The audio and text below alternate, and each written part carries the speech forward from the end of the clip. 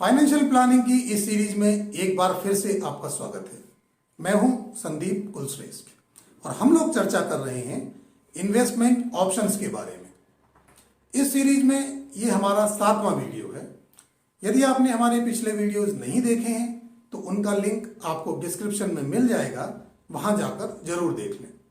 यदि आपने हमारा चैनल अभी तक सब्सक्राइब नहीं किया है तो अभी सब्सक्राइब कर लें, जिससे कि आप हमारा कोई भी वीडियो मिस न करें। यदि आपको ये वीडियो पसंद आता है तो लाइक व शेयर करना बिल्कुल भी ना भूलें।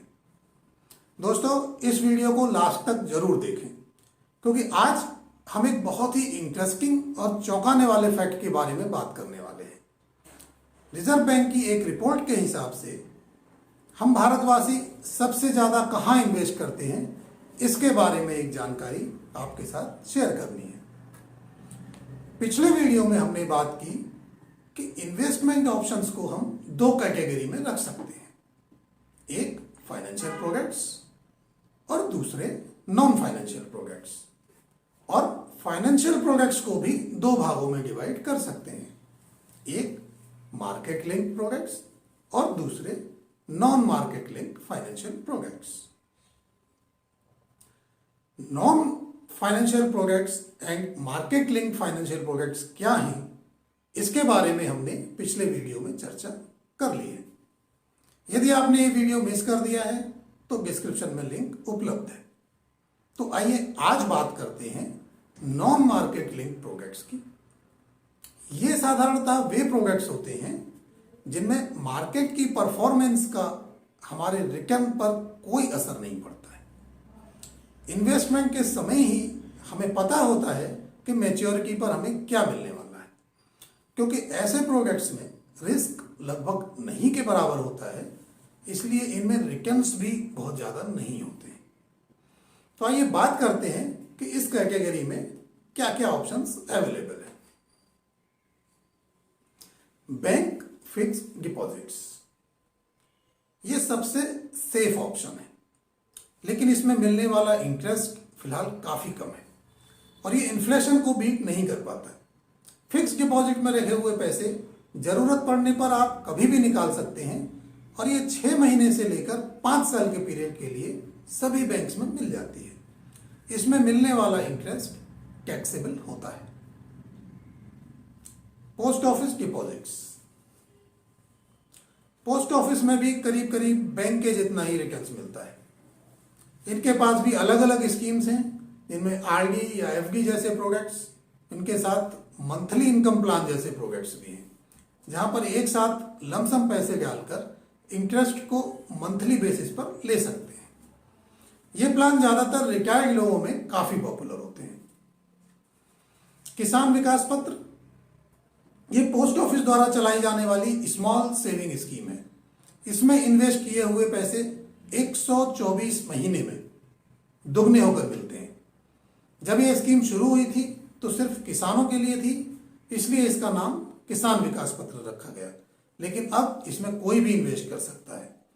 ये गारंटेड रिटर्न्स की बहुत ही कम और लगभग नो रिस्क वाली स्कीम है, लेकिन इसमें किसी भी तरह का कोई टैक्स बेनिफिट नहीं है। नेशनल सेविंग सर्टिफिकेट या एनएससी, ये भी पोस्ट ऑफिस द्वारा चलाई जाने वाली फिक्स्ड इनकम सेविंग स्कीम है। इसका मैच्योरिटी पीरियड 5 साल का होता है और ये करीब करीब 6.8 यानी कि 6.1% का इंटरेस्ट आज की तारीख में दे रही है, जो बैंक की एफडी से थोड़ा सा ज्यादा है। इस स्कीम में इन्वेस्ट करने पर 1.5 लाख तक का इन्वेस्टमेंट इनकम टैक्स की धारा 80C में टैक्स फ्री होता है, लेकिन मैच्योरिटी पर नियमों के हिसाब से टैक्स देना पड़ता है। पेंशन स्कीम्स, बहुत सारी पेंशन स्कीम्स सरकार द्वारा व प्राइवेट कंपनियों द्वारा भी चलाई जा रही है। एनपीएस यानी कि नेशनल पेंशन स्कीम भी ऐसी ही एक स्कीम है, जिसमें आप लंबे समय तक पैसे जमा करते रहते हैं और स्कीम उस पैसे को मार्केट में लगाती है और वो ग्रो होता रहता है।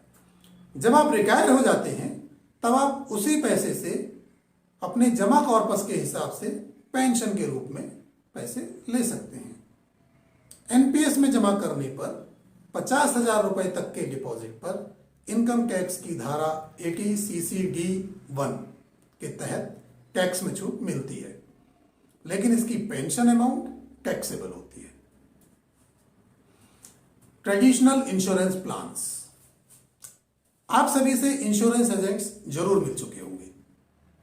LIC इस सेक्टर की सबसे बड़ी कंपनी है। इसके अलावा भी बहुत सारी कंपनियां बाजार में हैं जो IRDAI से रेगुलेट होती हैं और उनके बनाए हुए नियमों के हिसाब से ही काम करती हैं।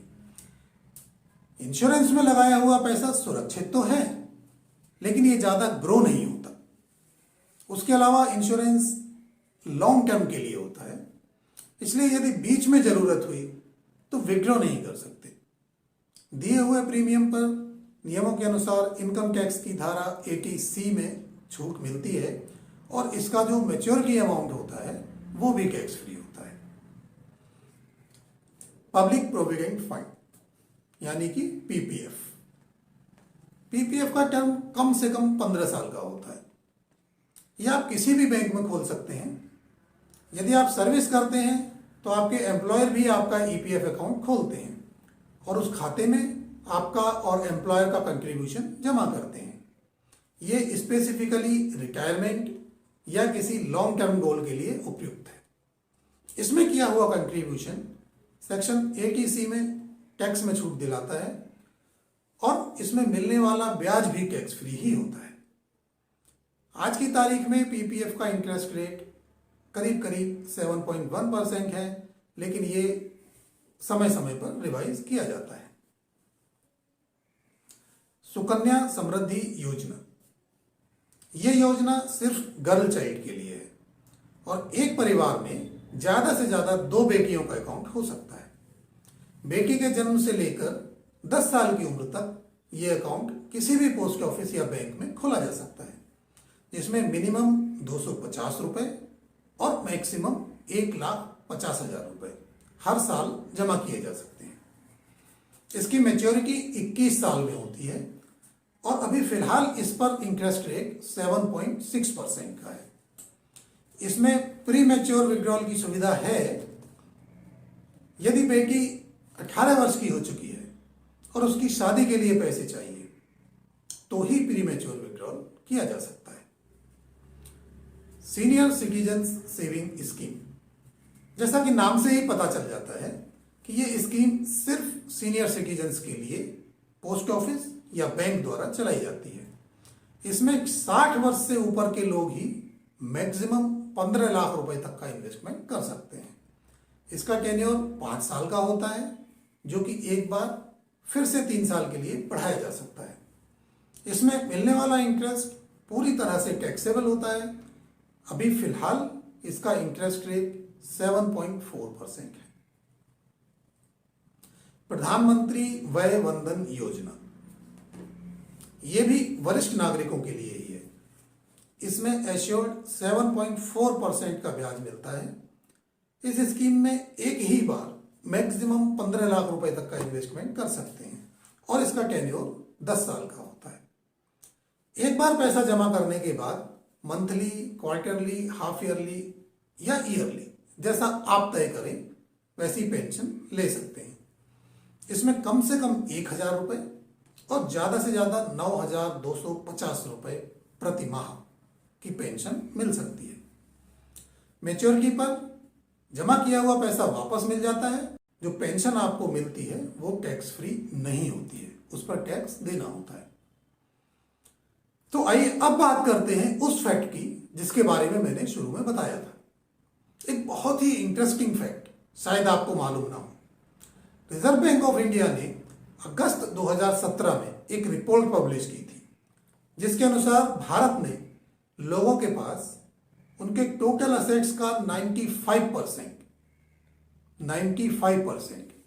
फिजिकल असेट्स में है और सिर्फ 5% फाइनेंशियल असेट्स या फाइनेंशियल प्रोडक्ट्स में है। As on average 77% assets real estate के रूप में, 11% गोल्ड के रूप में और 7% दूसरे ड्यूरेबल गुड्स जैसे कि गाड़ी वगैरह, और बचा हुआ 5% फाइनेंशियल असेट्स में है। और इस 5% में FD, saving account, mutual funds, stocks, insurance, retirement schemes, सब कुछ इसी 5% में आता है। जबकि दूसरे विकसित देशों में जैसे कि जर्मनी या यूएस में सिर्फ 37 से 44% एसेट्स ही फिजिकल फॉर्म में होते हैं, जबकि हमारे यहाँ 95% फिजिकल फॉर्म में। यदि आप आरबीआई की रिपोर्ट देखना चाहते हैं तो उसका लिंक डिस्क्रिप्शन में दिया है, आप उसे देख सकते हैं।